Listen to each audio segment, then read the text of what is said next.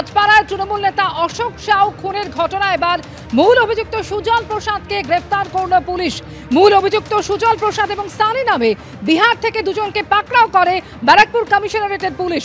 তৃণমূল নেতা অশোক সাউ খুনে এখনো পর্যন্ত এই নিয়ে ধৃতের সংখ্যা বেড়ে দাঁড়ালো 4। এর আগেই অশোক সাউ খুনে উঠে আসে 2020 সালে নিহত আকাশ প্রসাদের ছোট ভাই সুজলের নাম, যাকে এবার গ্রেফতার করল পুলিশ। খুনের মূল অভিযুক্ত সুজল, এমনই অভিযোগ করেছিল অশোক সাউয়ের পরিবার। अशोक शाह मर्डर जेटा 13 तारीखे এই মাসে 13 तारीखे আনুমানিক 9টার সময় যেটা ঘটনা ঘটেছিল, আমরা একটা উল্লেখনীয় অগ্রগতি করেছি। আমরা আগেই দুজনকে আমরা অ্যারেস্ট করেছি। তাদের নাম হচ্ছে কৌশর আলী আর সুজল প্রসাদ এলিয়াস নাটকা। এরা দুজনই এফআইআর নেমড আছে। এদেরকে আমরা বর্ধমান রেলওয়ে স্টেশন থেকে প্ল্যাটফর্ম নম্বর 1 ওখান থেকে এদেরকে অ্যারেস্ট করা হয়েছে। এদের দুজনের নাম হচ্ছে সুজল প্রসাদ, যে ছোট ভাই হচ্ছে আকাশে। আকাশ যে আছে তার মার্ডার হয়েছিল 2020-তে, সেটা আপনারা জানেন। এন্ড সেই ঘটনাতে যে আছে অশোক সাউ একটা এফআইআর নেমড অ্যাকিউজ ছিল, চার্জশিটেড অ্যাকিউজ ছিলেন, যে যার ডেথটা অন 13th যেটা হয়েছে। এখন আমরা 5 জনে ইনভলভমেন্ট যেটা পিওতে পাচ্ছি, তাদের রোল আমরা পুরোপুরি with honesty, with professional investigation যাচাই করব।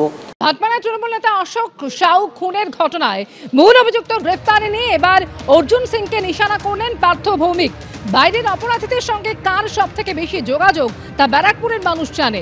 বিহার থেকে যাকে গ্রেফতার করা হলো সেও ছিল প্রাক্তন সাংসদের আশ্রয়, এমনই মন্তব্য করেছেন ব্যারাকপুরের তৃণমূল সাংসদ পার্থ ভৌমিক। পুলিশ যে ভালো কাজ করছে তার প্রমাণ তো এটাই। আপনি একটা ঘটনা ঠেকানো সবসময় পুলিশের পক্ষে সম্ভব হয় না, কিন্তু দেখা উচিত যে ঘটনা ঘটার পর যে মূল অপরাধী সে গ্রেপ্তার হচ্ছে। যখন বাইরে থেকে ক্রিমিনাল আসে তখন বাইরে ক্রিমিনালদের সাথে কার সবচেয়ে বেশি যোগাযোগ সেটা ব্যারাকপুরের মানুষ জানে। না না, আমি তো তাই বলছি যে যাকে বিহার থেকে তুলে আনা হচ্ছে সে তো বিহারে শেল্টারে গেছিল, কোনো না কোনো শেল্টারে।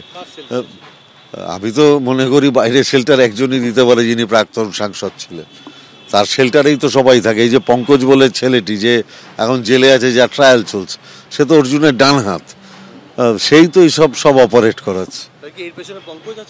হ্যাঁ, নিশ্চিতভাবে আমি অনুরোধ করেছি প্রশাসনকে, আপনারা খুঁজে দেখুন যে এর সাথে পঙ্কজের কোনো যোগাযোগ আছে কিনা।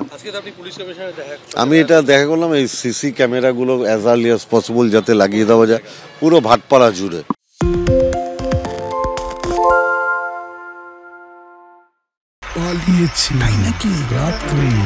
বাংলা গুজব চায় না, বাংলা খবর চায়।